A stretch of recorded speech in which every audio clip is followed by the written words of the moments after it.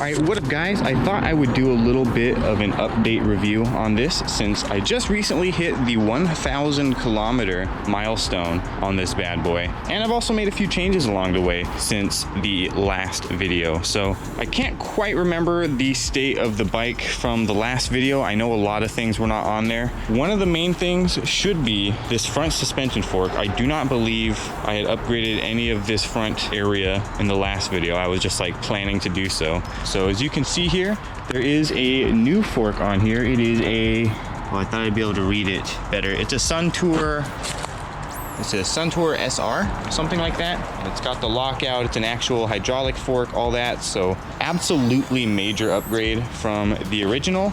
As far as forks are concerned, it is a pretty budget fork, and it's still an upgrade. It's an amazing fork. I love it quite a lot. The other thing, of course, I upgraded the headset, all this like sort of, you know, head tube stack, whatever you call that. Of course, I upgraded the handlebars as well, which are wonderful. They're not too much wider. They are a little bit wider. I do also have it running a little bit taller as well. I don't really know all of like the technicalities of mountain bike geometry and all that stuff, but it is more comfortable to ride. Feels a little bit more aggressive too. I don't know whether or not that makes sense, but that's how it feels. Of course, upgraded the grips as well. Got the actual screw-on clamp grips. I kind of forget what was on there before. I think it was just kind of standard slip-on grips.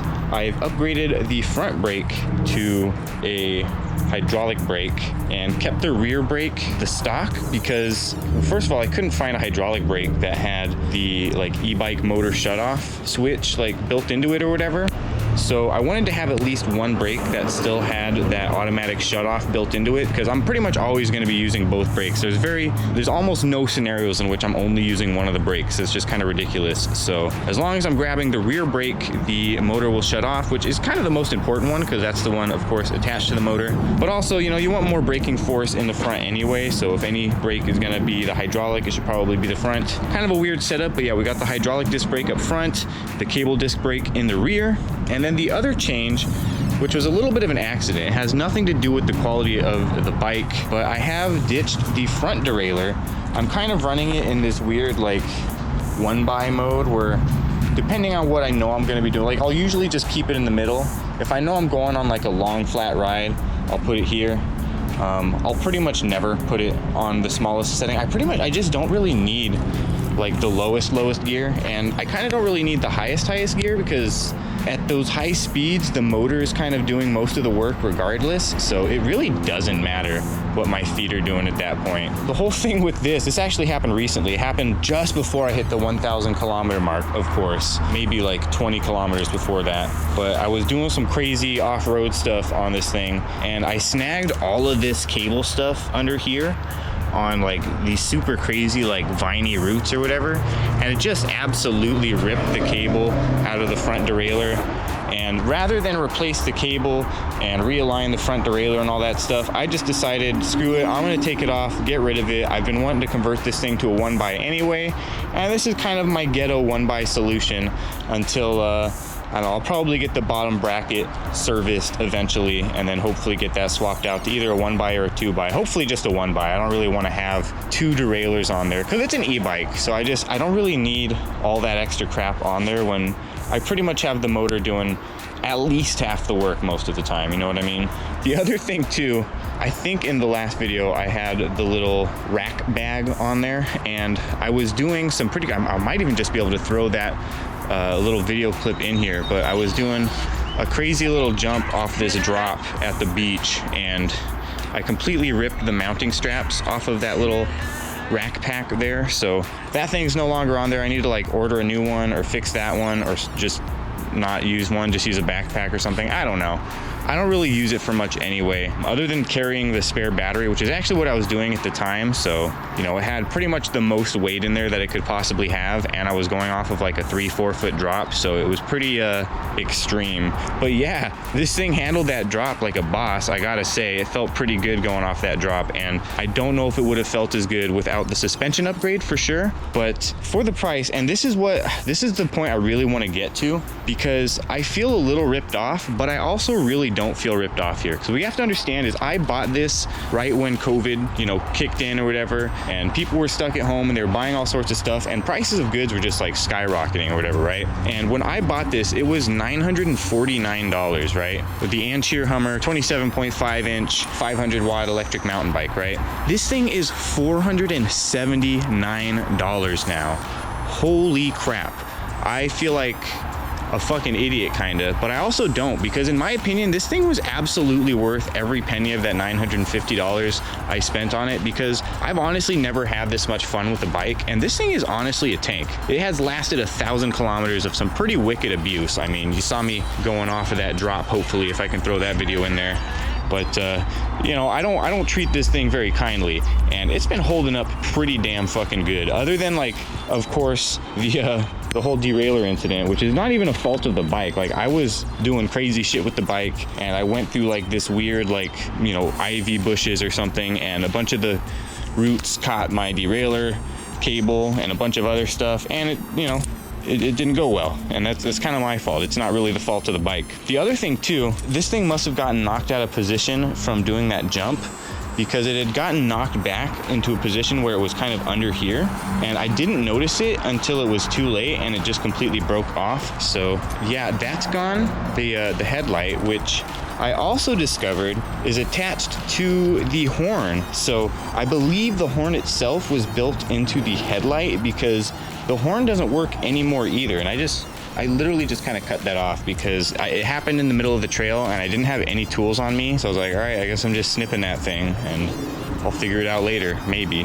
Which at this point, I should probably just take this mount off. I don't really need the headlight. I don't really ride at night anyway. Although it is pretty fun to ride at night, I don't really do that much anymore. But anyways, back to the bike. Things are doing pretty good. Like I said, 1,000 kilometers on this lower bracket. It could probably use some replacing, but it's still like pretty solid. Like, I am not experiencing any issues with it yet, so I don't really feel like getting it replaced. It probably should be at the very least serviced, but you know, it's probably too late for service at this point. It's probably just gonna need to be replaced when it gets serviced anyway, so I might as well just wait till it dies and I'm like forced to replace it or whatever, right? But as for everything else, everything is doing pretty fucking solid. Rear derailleur is still doing solid. I do still kind of struggle.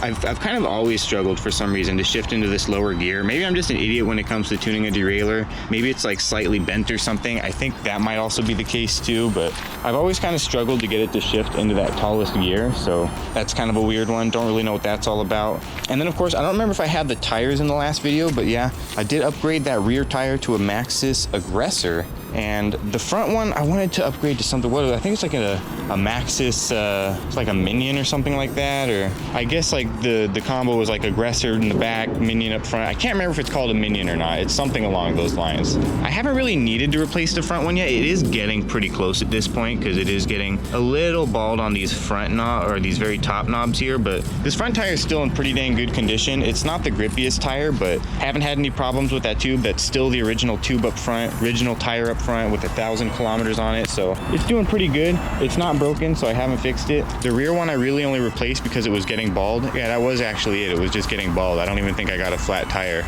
if I can remember correctly. I think it was just getting bald. It really wasn't doing anything in the trails anymore. Yeah, the rear tire definitely didn't really last all that long. It's mostly just because they're a cheap compound, and it is of course an e-bike, so all that torque just really shreds the knobs on the rear, of course. The pedals I upgraded too. Those might have been a more recent upgrade, but yeah, got some nice, they're kind of overpriced. They're from REI, but they're these, what is this, Chester, I guess, pedals. They're plastic pedals, but they got the actual like metal, like screw-in replaceable knobs, which are responsible for quite a few injuries already, but damn do they grip. And it's also a really, really nice platform. So it's just all around better than the original setup. I only really replaced the original setup because they were starting to get like really loose and crusty. Like, I actually fucking needed to replace them. They were getting pretty ridiculous. But I also did want a pair of like really solid pedals anyway. So at around the 500-600 kilometer mark, I don't even remember when it was, but it was a little past 500 kilometers probably. God, I swear they had to have been missing like at least half of the little ball bearings in there, because it didn't seem like it had all of them when it came out, because I took one of them apart to see if I could kind of like service it up, and no, there was no saving it. It was toast my ghost. yeah, not really much else has changed other than I changed the back tire, obviously, the fork, the handlebars, and the Jessica headset hardware, whatever you call it, and then of course the grips and the hydraulic brake. Other than that, didn't really change much. I'm like, oh yeah, I changed half of the stuff on the bike, but I didn't really change much.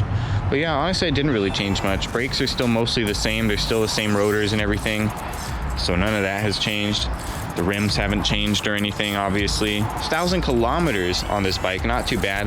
At this point, the spare battery that I bought is starting to sag about as much as the original battery, because it's got at least as many miles on it, maybe slightly less miles on it at this point. But neither battery really gets me to 45 kilometers an hour like they used to. It's more like about like 41, 42 when I'm really pushing with the motor. You know, the batteries aren't too great. They still work really well. I get a lot of range on it. I finally did my first like pretty long distance ride on this, and this was that ride where I broke the rear pack or whatever and all that. But I went on a 25-mile ride with this thing on one battery, and that was letting the battery do at least half the work. I was letting it do a pretty good portion of the work, and it was pretty hilly areas, so it was a pretty good test for the battery. And it was also, of course, a little bit aged at this point, so it wasn't really at its full potential, and I got a solid 25-mile ride off of it. If I would have kept it in a lower assist setting and you know, did a little bit more of my own work, I probably could have pushed it to at least 30 miles, maybe even 35, 40 miles, depending on, you know, if I had it on the absolute lowest setting, like, you know, level 1 the whole time. But I had it like probably on 3 most of the time, sometimes 4, sometimes 5, depending on how fast I wanted to go.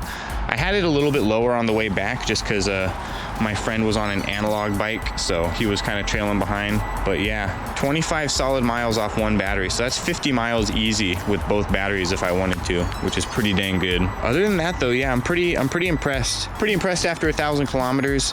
Definitely impressed for $950 at $479 though. Holy shit.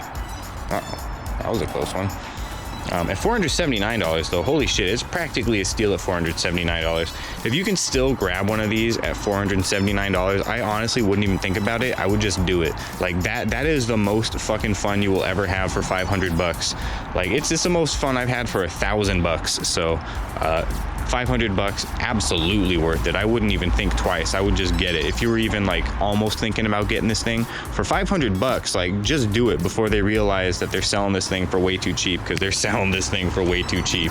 But yeah, that's pretty much it for this video. Just kind of wanted to do a little bit of an update on this thing. Not really going to do any riding footage because you guys kind of saw what I did with this bike in the first video. If you haven't seen that video, you can check that one out to kind of see where I started with this thing in comparison to where I've ended up here.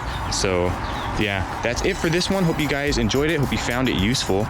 And of course, if you were on the fence for one of these things, hopefully you're off that fence and you're just putting that thing in your cart now. I'm not even endorsed by these guys at all. It's just I'm that impressed with this bike because it's lasted me 3 years, 1,000 kilometers, and it's been kicking ass for 1,000 bucks. So for 500 bucks, like it's a no-brainer in my opinion to pick up one of these things. But anyways, yeah, that's the Ancheer Hummer 27.5, and I'll see you guys in the next video. Peace out.